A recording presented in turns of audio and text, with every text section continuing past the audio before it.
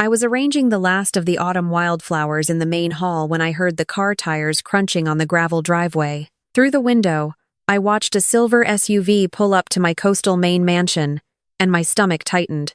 I knew that car. I knew the woman who stepped out first, her designer sunglasses catching the late October sun.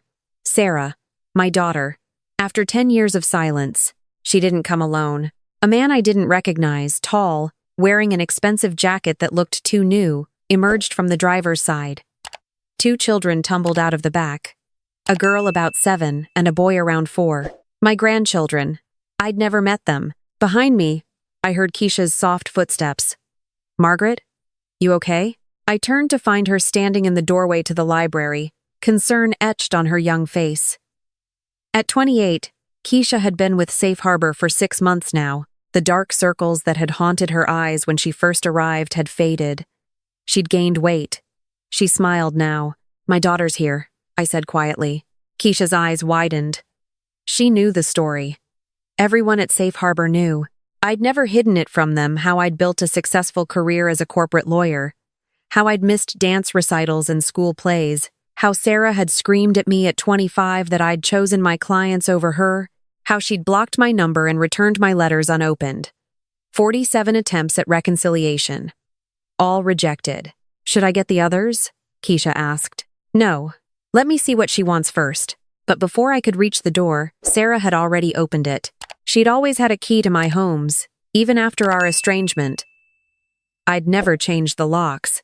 Some small, foolish part of me had hoped. Mom. Her voice was tight. The man behind her, her husband, I assumed carried 2 suitcases. The children clung to their mother's legs, eyes wide as they took in the grand entrance hall. Sarah. I kept my voice level. This is unexpected. We need to talk. She glanced around, and I saw her taking inventory the restored Victorian moldings, the chandelier I'd had rewired, the expensive but worn oriental rugs. Her expression shifted from nervous to calculating. Can we come in? The kids are tired. I stepped aside. What else could I do? They entered, and I watched Sarah's face as she processed the space. The grand staircase splitting into 2 directions. The formal dining room visible through French doors. The library lined with books. The sunroom overlooking the ocean. Nice place, Mom, she said. And there was an edge to her voice I didn't like. Quite an upgrade from that Boston condo you had. I retired 2 years ago, I said evenly. Sold the practice. This seemed like a good use of the proceeds. The man, Sarah's husband, extended his hand. Derek Walsh. It's good to finally meet you, Margaret. Sarah's told me so much about you. I doubted that was true, but I shook his hand anyway. Grandma? The little girl's voice was small, tentative. She had Sarah's dark hair, but her father's blue eyes. My heart cracked open. Yes, sweetheart. I'm your grandma. I'm Emma. That's my brother, Ryan. Those are beautiful names. I knelt down, ignoring the protest from my aging knees. Would you like some cookies? I think we have some in the kitchen. But before Emma could answer, a door opened down the hall, and Lynn appeared, carrying a basket of folded laundry. She was 45, with streaks of gray in her black hair and a quiet competence that had made her invaluable around Safe Harbor. She stopped when she saw the crowd in the entrance hall. Oh, sorry, Margaret. Didn't realize you had company. Sarah's eyes narrowed. Who's that? Lynn helps around the house, I said, which was true but incomplete. Helps? Derek's tone was friendly, curious. Too curious. You have staff now? Moving up in the world. Something like that? I straightened. Why don't we sit down? You said you needed to talk. We moved into the formal living room, the one that overlooked the ocean. Storm clouds were gathering on the horizon. The weather forecast had predicted rain by evening. Sarah and Derek sat on the burgundy sofa while the children perched on the ottoman, still shy.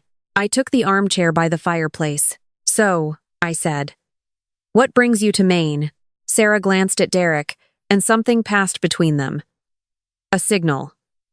A strategy. Mom, I'm just going to be direct. We're in trouble. What kind of trouble? Financial trouble. Derek leaned forward, his hands clasped between his knees. My startup didn't work out. We had to declare bankruptcy last month. Lost our rental in Portland, Oregon. Sarah had moved out there right after our fight, as far from me as she could get without leaving the country. We're homeless, Mom, Sarah said, and I heard the tremor in her voice. Real or calculated? I couldn't tell anymore. We've been staying in a motel for 3 weeks, but we're out of money. When I found out you'd bought this place, she gestured around the room.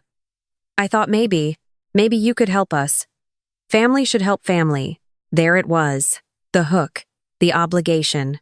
I tried to help you, I said quietly. 47 times. You returned every letter. Blocked my calls. Told me you never wanted to see me again. I was angry. Sarah's voice rose. You missed everything, Mom. Everything that mattered. My college graduation. My wedding. Emma's birth. You were always working. Always choosing your clients over me. I paid for your college, I pointed out. Paid for your wedding, even though I wasn't invited. I sent gifts for Emma and Ryan, which you returned. Money isn't love, Mom. No, I agreed. But apparently, it's what you need now. Sarah flushed. Derek put a hand on her knee, a calming gesture. Look, Margaret, he said, his tone reasonable. I know there's history here, but those are your grandchildren. Emma and Ryan. They don't deserve to grow up in a motel or a homeless shelter. Whatever happened between you and Sarah, can't you put it aside for them? It was a good argument. A compelling argument. And it might have worked. Except at that moment, the kitchen door swung open, and Rosa emerged carrying a tray of cookies. She was 52, with strong arms and flour still dusting her apron. Behind her came Jade, 22, and visibly pregnant, carrying glasses of milk. Sarah stared. Who are all these people? Rosa set the tray on the coffee table with a warm smile. Hi there. You must be Margaret's daughter. And these must be the grandbabies she talks about all the time. She winked at Emma. I made chocolate chip cookies this morning, still warm. Emma's eyes lit up, and she reached for one without waiting for permission. Ryan followed his sister's lead. Thank you, Rosa, I said. Jade poured milk into glasses, her movements careful. She was 8 months pregnant, due in November. There's more in the kitchen if you need anything else, she said softly, then retreated with Rosa. After they left, Sarah turned to me, her expression confused. Mom, what's going on? How many people live here? Currently? 8, including me. 8? Derek's eyebrows shot up. This is like a boarding house? Not exactly. Then what? Exactly. Sarah's voice had taken on an edge. Who are these women? Why are they living in your house? Before I could answer, the front door opened and Keisha came in, carrying her backpack. She wore her Marine Lab volunteer ID badge clipped to her jacket. She stopped when she saw us all in the living room. Sorry, didn't mean to interrupt. Just got back from the lab. She smiled at Sarah and Derek. You must be Margaret's family. Keisha works at the marine biology lab in town, I explained. She's training to become a research assistant. Keisha nodded. Margaret's been amazing, letting me stay here while I get back on my feet. She glanced at me. I'm going to study before dinner, if that's okay? Of course. After Keisha left, Sarah stood up. Mom, can we talk? Privately, we went into my study, leaving Derek with the children. As soon as the door closed, Sarah whirled on me. What is this? Some kind of charity operation? You're running a halfway house? It's called Safe Harbor, I said calmly. I founded it 2 years ago when I retired. A halfway house, Sarah repeated. You turned your retirement home into a halfway house. For women leaving prison, yes. Sarah's face went pale, then red. Prison? Those women are criminals? They're people who made mistakes and served their time. Now they're rebuilding their lives. Oh my God. Sarah sank into the chair across from my desk. I can't believe this. I can't believe you. You chose criminals over your own family? I chose to help women who had nowhere else to go. We have nowhere else to go. Sarah's voice cracked. Your own daughter and grandchildren are homeless, and you're giving beds to felons? Sarah. No, I get it now. I finally get it. She laughed, but it was bitter. This is who you've always been. Everyone else's problems matter more than mine. Everyone else's pain is more important. That's not fair. Fair? Sarah stood up. You want to talk about fair? I'm going to go out there and tell Derek that we're leaving. We'll figure something out. We always do. Because apparently, that's what we have to do. Figure it out ourselves. Without you. She stormed out. I followed more slowly, exhausted in a way that had nothing to do with my age. In the living room, Sarah was already grabbing her purse. Derek, we're going. What? Why? He looked genuinely confused. Because my mother has turned her mansion into a prison halfway house. There are criminals living here, Derek. Criminals. Emma looked up from her cookie, crumbs on her face. What's a criminal? Someone who broke the law? Derek said slowly, his eyes moving from Sarah to me. Is that true, Margaret? The women who live here have served their sentences. They're rebuilding their lives. Safe Harbor provides temporary housing, job training, and support. Temporary? Derek seized on the word. So they don't live here permanently? Most stay 6 months to a year, until they're stable enough to transition to independent living. I watched the calculation happen in Derek's eyes. He stood up, his salesman's smile sliding into place. That's actually really admirable, Margaret. Noble, even. And I'm sure you have systems in place. Rules. Structure. Derek, what are you doing? Sarah asked. I'm saying that maybe we don't have to leave right away. Margaret's doing good work here. Important work. And we're family. Surely there's room for family too. I don't think that's a good idea, I said. Why not? Derek spread his hands. This is a huge house. What is it, 12 bedrooms? More?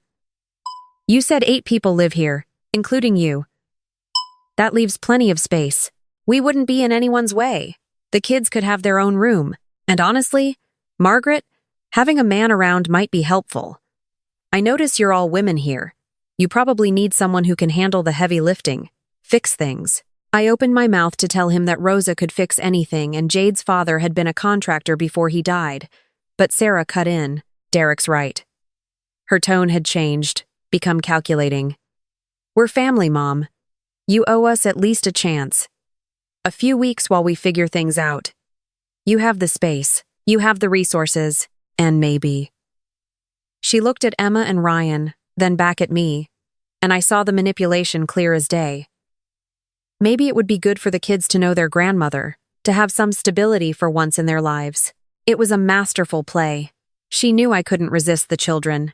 Please, Mom, Sarah said, and this time the tremor in her voice might have been real. I'm asking you for help. Just this once. Just for a little while. I looked at my grandchildren. Emma had chocolate on her face and hope in her eyes. Ryan was half asleep against the ottoman, worn out from the day's travels. They were innocent in all of this. They didn't deserve to be leverage in whatever game Sarah and Derek were playing, but they also didn't deserve to be homeless. 2 weeks, I heard myself say. You can stay for 2 weeks while you look for work and housing.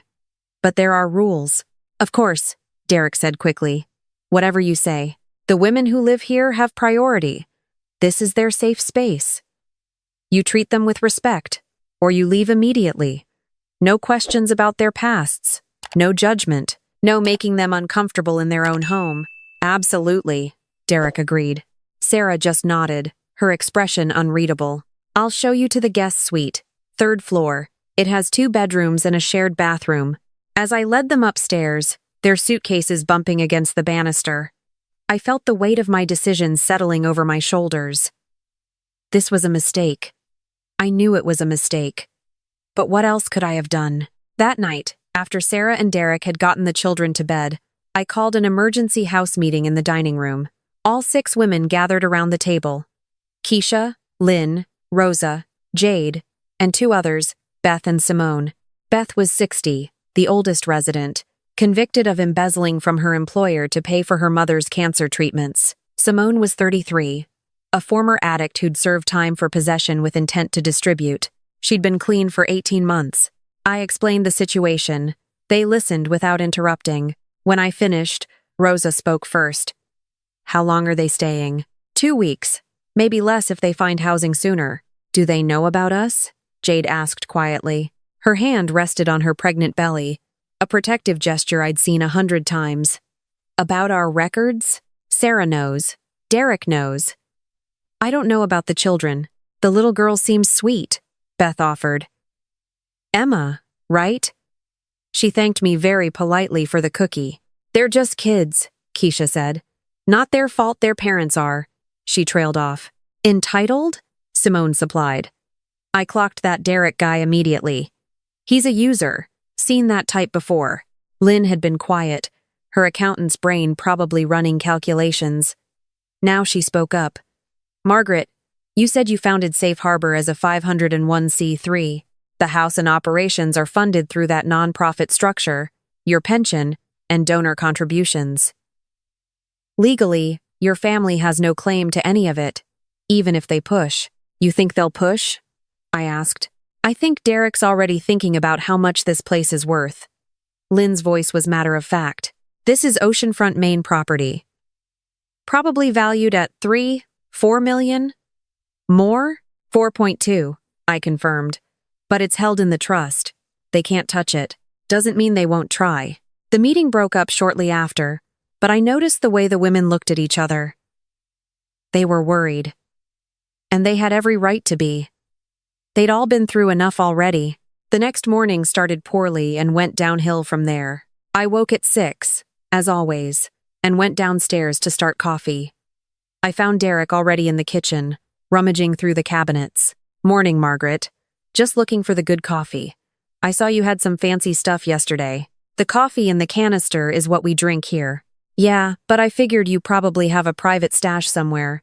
The really good stuff. He grinned like we were sharing a joke. Come on, you can tell me. I won't rat you out. That is the good stuff. I buy it from a local roaster. His smile faded. Oh, I just thought. Never mind. He poured himself a cup and took a sip, then made a face. Strong. That's how Rosa likes it. Rosa? The one who made the cookies? Yes. She cooks here. She's training to be a pastry chef. She does most of the cooking, though everyone helps. Derek's eyebrows rose. So she's like, the help? She's a resident. Like everyone else. Right. But she cooks. So basically, the help. He winked. Don't worry, I won't make her feel bad about it. I felt my jaw tighten. Derek, Rosa is not the help. She's a member of this household with equal standing to everyone else. If you can't understand that, this isn't going to work. He held up his hands. Hey, no offense meant. I'm just trying to understand the setup here. Sarah appeared in the doorway, wearing an expensive-looking silk robe I was certain she couldn't afford. What's going on? Nothing, Derek said quickly. Just getting coffee. But Sarah had already sensed the tension. She'd always been good at that. Mom, we just got here. Can we please not fight already? We're not fighting. I'm explaining the house rules. Fine. What are the rules? Her tone was just shy of hostile. Everyone contributes. There's a chore rotation on the fridge. Meals are communal. We eat dinner together every night at 6. Every night? Derek looked alarmed. What if we have plans? Then you let us know in advance. But Emma and Ryan will need dinner regardless. Sarah's expression shifted. You expect us to eat with them? With the women living here? They're not lepers, Sarah. They're people. People who broke the law. People who made mistakes and served their time. Just like I said yesterday. We stared at each other, the familiar battle lines drawing themselves. Finally, Sarah looked away. Fine. We'll eat dinner with your criminals. But I'm not making friends with them. She left, Derek trailing behind her. I stood alone in the kitchen, wondering how I was going to survive 2 weeks of this. By that evening, the tensions had ratcheted higher. Dinner was Rosa's specialty lasagna with garlic bread and salad. Everyone gathered around the long dining table. Me at the head, the Safe Harbor women ranged on one side, Sarah's family on the other. It felt like a battle formation. Emma was chattering away, oblivious to the undercurrents. This is yummy. Did you really make this, Miss Rosa? Rosa beamed. I sure did, sweetie. I'm glad you like it. My mom can't cook, Emma announced with the brutal honesty of childhood. We eat takeout a lot. Sarah's cheeks flushed. Emma, that's not polite. But it's true. You always say you're too busy to cook. I'm an influencer, honey. That's a real job. Even if Grandma doesn't think so. I never said it wasn't a real job, I interjected. You didn't have to say it. I could see it on your face. Sarah stabbed at her lasagna. You always thought my choices were frivolous. Not serious enough. Not important like being a lawyer. Sarah, it's fine, Mom. I know what you think of me. An uncomfortable silence fell over the table. Then Jade spoke up, her soft voice barely audible. I think being an influencer sounds hard. You have to be creative and organized and brave. Putting yourself out there like that, Sarah looked startled, as if she'd forgotten the other women could speak. Thank you. It is hard, actually. People don't realize how much work goes into it. What kind of content do you make? Keisha asked. Lifestyle stuff, mostly. Fashion, home decor, parenting tips. I had almost 200,000 followers before. She trailed off. Before what? Beth asked gently. Before Derek's business failed and we had to sell everything to pay creditors. I couldn't post anymore. How do you post lifestyle content when you don't have a life? Sarah laughed, but it was hollow. Lynn set down her fork. I did books for over 50 small businesses before I got caught. I saw a lot of startups fail. It's not uncommon. Derek's head snapped up. What do you mean? Before you got caught. Before I was arrested for embezzlement. The table went very quiet. Derek stared at Lynn like she'd grown a second head. You're a criminal? Lynn corrected calmly. I served my time. Now I'm an accountant for nonprofits. Legal, above-board work. But you went to prison for stealing. For cooking books at my ex-husband's direction. He beat me when I refused. The DA offered a plea deal, testify against him and serve 2 years. Or go to trial and risk 15. I took the deal. My ex is still in prison. Derek's face had gone pale. Jesus. My crime was self-defense, Rosa said conversationally, as if discussing the weather. Man attacked me in a parking garage. I fought back. He fell, hit his head, died. Prosecutor charged me with manslaughter. Said I used excessive force. I served 3 years. Oh my God, Sarah whispered. I got caught shoplifting baby formula, Jade said quietly. Her hand rested on her belly. My daughter was 6 months old. I didn't have money for formula or diapers. I was desperate. I got a year because it was my 3rd offense. One by one, they shared their stories. Beth's embezzlement to pay for cancer treatment. Simone's descent into addiction after her husband's death. Keisha's drug conviction. The culmination of childhood trauma and poor choices. Through it all, Sarah and Derek sat frozen, their faces masks of horror and confusion. Finally, Emma's small voice broke the silence. You all made mistakes? Yes, sweetie, I said gently. They made mistakes, but they're working hard to build better lives now. Everybody makes mistakes, Emma said seriously. My teacher says that's how we learn. Your teacher is very smart, Beth said with a warm smile, but Derek wasn't smiling. He pushed back from the table. Sarah, can I talk to you? In private? They left the dining room. Through the closed door, I could hear raised voices, though I couldn't make out the words. I'm sorry, I said to the women.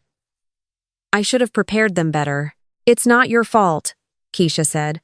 Some people can't handle the truth about us. They'll come around, Rosa added, though she sounded doubtful. But they didn't come around. Over the next 3 days, Derek and Sarah created a separate existence within the house. They took meals to their room. They kept Emma and Ryan upstairs. When they did venture out, Derek would put himself physically between his children and any of the safe harbor women, as if they might be contagious. On the 4th day, I found Derek in my study without permission, sitting at my computer. What are you doing? He jumped, guilty as a teenager, caught stealing from the liquor cabinet. I was just checking job listings. My laptop died. You could have asked. Yeah, well, I figured you were busy. He moved toward the door, then paused. Hey, Margaret. I've been meaning to ask. How does this place actually work? Financially, I mean. Must cost a fortune to run. Safe Harbor is a registered nonprofit. We have donors and grants. But you own the house? The trust owns the house. I established the trust when I founded Safe Harbor. Smart. Derek nodded appreciatively. Very smart. So if something happened to you, the house would stay with the nonprofit? A chill ran down my spine. That's the idea. Yes. What about family? Doesn't Sarah have any claim? As your only child? Not to the trust assets. No. Huh. Derek scratched his jaw. That seems kind of harsh. I mean, Sarah's your daughter. Doesn't she deserve something? Sarah will inherit my personal assets when I die. But Safe Harbor will continue. Right. Of course. He smiled, but it didn't reach his eyes. Just curious how it all works. Pretty complicated. After he left, I sat at my desk for a long time, thinking. Then, I called Lynn. Can you do me a favor? Check the computer history. I think Derek was looking at something he shouldn't have been. Lynn returned an hour later with a printed list of websites, property valuation sites, information about breaking trusts, lawyers who specialized in estate law. My heart sank. That night at dinner, the one meal Sarah and Derek still attended, though barely, I made an announcement. I spoke with my lawyer today. Just a routine check-in about Safe Harbor's operations. Derek's fork paused halfway to his mouth. Everything's in order. The trust is ironclad. The house and all operations funding are permanently dedicated to Safe Harbor's mission. It's legally impossible to dissolve or redirect those assets. I looked directly at Derek. My personal estate is separate and much smaller. When I die, Sarah will inherit my savings and investments. But this house and Safe Harbor will continue long after I'm gone. Sarah's face was unreadable, but Derek's expression cycled through surprise, anger, and finally, resignation. Why are you telling us this? Sarah asked quietly. Because I think it needed to be said clearly. You think we're after your money. I think Derek has been researching how to access the trust. Jesus Christ, Mom. Sarah threw her napkin on the table. Not everything is about money. Then what is it about? Sarah, why are you really here? Because we're desperate. Because we have nowhere else to go. Because despite everything, you're still my mother. Her voice cracked. But I forgot you only help strangers. Your real family isn't good enough for your charity. She ran from the room. Derek followed after shooting me a look of pure venom. Emma started crying. Why is Mommy sad? I went to her, knelt beside her chair. Sometimes adults have disagreements, sweetheart. It's not your fault. Are we leaving? I don't know. But Rosa knelt on Emma's other side. Hey, Emma, before you go upstairs, want to help me make cookies for tomorrow? You can lick the spoon. Emma's tears stopped. Really? I watched Rosa lead Emma toward the kitchen, and my heart swelled with gratitude. These women, these incredible, resilient women, were showing my granddaughter more love and patience than her own parents had managed in days. Ryan, who'd been quiet throughout the whole exchange, climbed out of his chair and walked over to Keisha. What's that? He pointed at her laptop, which showed images of fish. These are fish larvae, baby fish. I'm studying them. They're tiny. They are. Want to see more? As Ryan and Keisha huddled over the laptop, exclaiming over microscopic sea creatures, I felt tears prick my eyes. This was what family looked like. Not blood, not obligation, but choice, care, showing up for each other. The explosion came 2 days later. I'd just returned from grocery shopping to find Derek in the living room with Sarah, both of them looking furious. Emma and Ryan were nowhere in sight. Where are the children? I asked immediately. With your criminals, Derek spat. Rosa's teaching Emma to bake. Keisha took Ryan for a walk on the beach, so they're safe and cared for. They're unsupervised with convicted felons. They're supervised by women who love them more than you've shown in 6 days. Sarah's eyes flashed. How dare you? You don't get to judge our parenting. I'm not judging your parenting. I'm observing the fact that Emma asked Rosa if she could call her auntie, and Ryan told Keisha he wants to study fish when he grows up. Your children are bonding with the women here because those women are present. They pay attention. They listen. They're criminals, Derek shouted. Don't you get it? They're dangerous.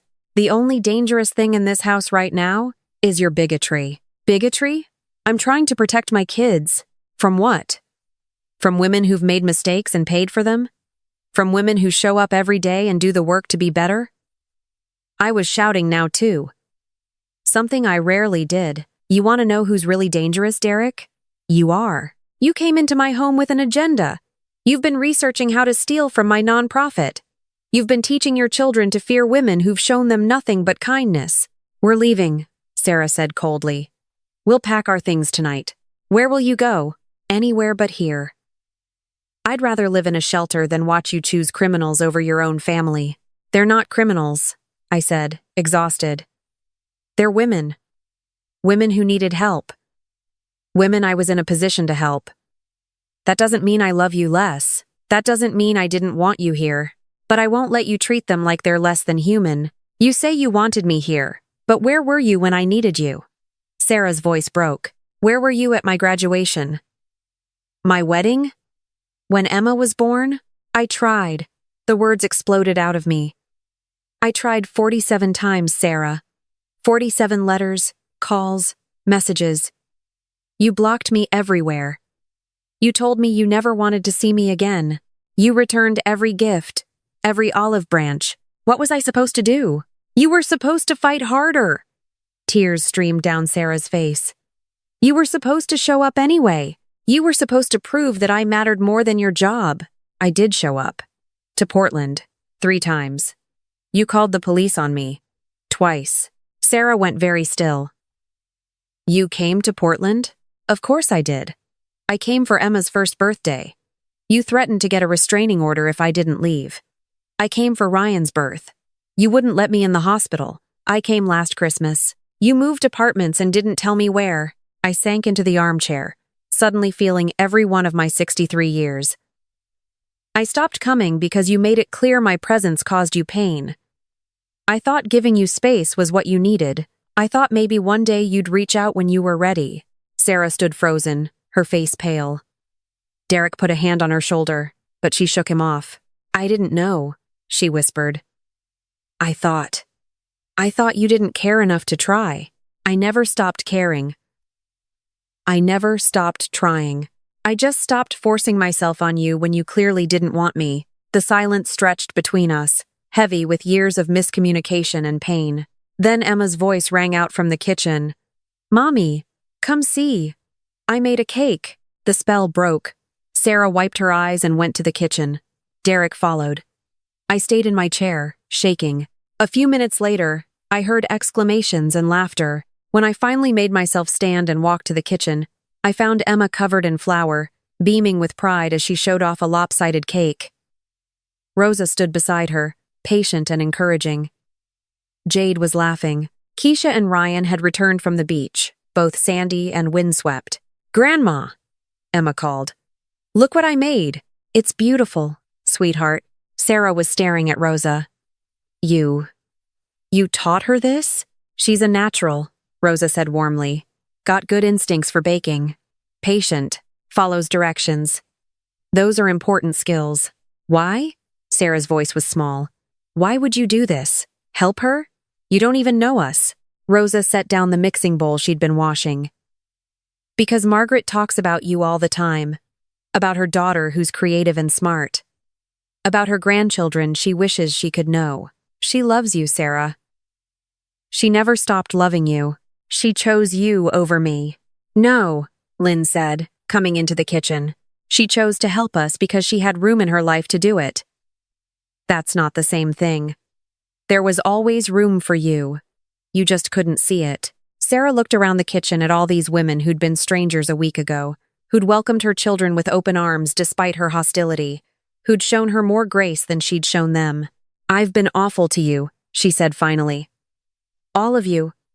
I'm sorry. You were scared, Beth said gently. Fear makes people do ugly things. I know. I've been there. Can I? Sarah hesitated. Can I ask what you're all doing here? I mean, really? What does Safe Harbor give you? And so they told her. Not the crimes this time, but the aftermath.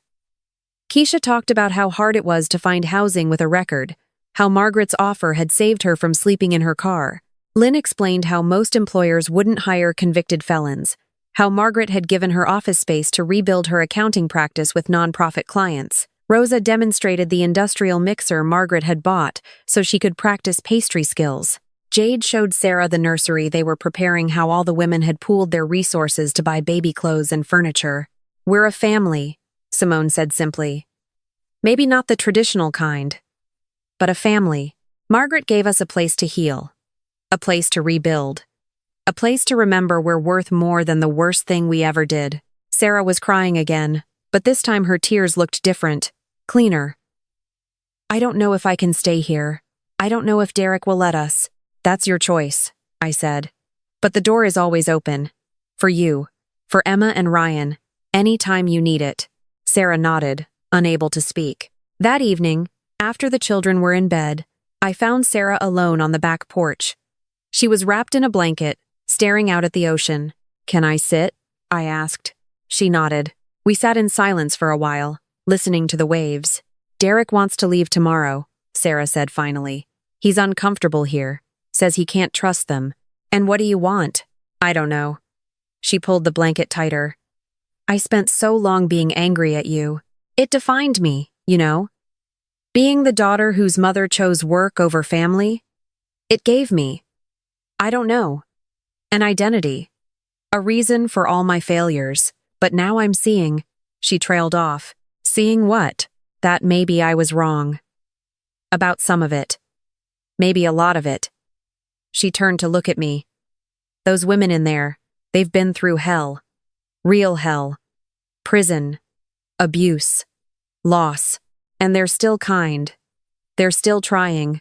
Meanwhile, I've had every advantage, and I'm bitter and broke and—" She laughed, but it was sad. "I'm 35 years old, and I don't know who I am without my resentment of you. You're creative," I said. "You're resourceful. You made a career out of nothing, built a following. You're a mother who clearly loves her children. You're strong enough to admit when you're wrong. That's who you are, Sarah, with or without me. Derek's never going to be okay here. He's too small. Does that make sense? He's too small to see people as more than their labels. Then maybe it's time to think about what you need, not what Derek wants." Sarah's eyes widened. "Are you telling me to leave my husband?" "I'm telling you that you have options. You always have options." She didn't respond, but I saw something shift in her expression. A dawning realization. A possibility taking root. The next morning, Derek announced they were leaving. He'd found a friend in Boston who could put them up temporarily. Sarah said nothing, just helped him pack. But as they loaded the car, Emma clung to Rosa, sobbing. "I don't want to go. I want to stay with Auntie Rosa." "I know, sweetie." "Can I come back?" Rosa looked at me. I nodded. "Anytime you want, honey. Grandma's door is always open." Derek honked the horn impatiently. Sarah picked up Emma, whispering something in her daughter's ear that made the crying stop. As they drove away, gravel crunching under the tires, I felt a strange mixture of relief and sadness. Keisha came to stand beside me. "Think she'll be back?" "I don't know. I hope so. The kids will come back," Jade said with certainty. "You saw how Emma was. She felt safe here. We all feel safe here," Lynn added quietly. That night, I sat alone in the library, thinking about family and choice and second chances. My phone buzzed with a text from an unknown number. "Mom, it's Sarah. Derek doesn't know I got a new phone. I need you to know something. When we were packing, I checked our finances. Derek's been hiding debt. A lot of debt. Gambling. The startup was a lie. I don't know how I missed it, but I did. I'm not sure what I'm going to do yet, but I wanted to thank you." Watching those women rebuild their lives, it showed me something. It showed me I can do it too. I don't know when, but I'll be back. Not for charity. Not because I need money, but because I want Emma and Ryan to know their grandmother, the real you, not the version I built in my head. Tell Rosa I'll call her about that baking lesson she mentioned. Loves her. We all do. Thank you for not giving up on me, even when I gave you every reason to. 8. I read the message 3 times, tears blurring the words. Then I walked out onto the back porch, wrapped in my own blanket, and looked up at the stars. Somewhere out there, Sarah was looking at the same sky, making hard choices, finding her courage. The ocean waves crashed against the rocks below, steady and relentless. Inside the house behind me, I could hear soft laughter. Rosa and Jade watching something funny, Keisha's music playing upstairs, Lynn's typing as she worked on grant applications. My family. Chosen, not by blood, but by need and healing and showing up. And maybe, if I was lucky, room was expanding for Sarah and Emma and Ryan too. Room for bridges to be rebuilt. Room for forgiveness to grow. I hadn't chosen these women over my daughter. I'd chosen to open my home to people who needed it. And in doing so, I'd discovered that love doesn't divide, it multiplies. There was enough room in this house, in my heart, for all of them.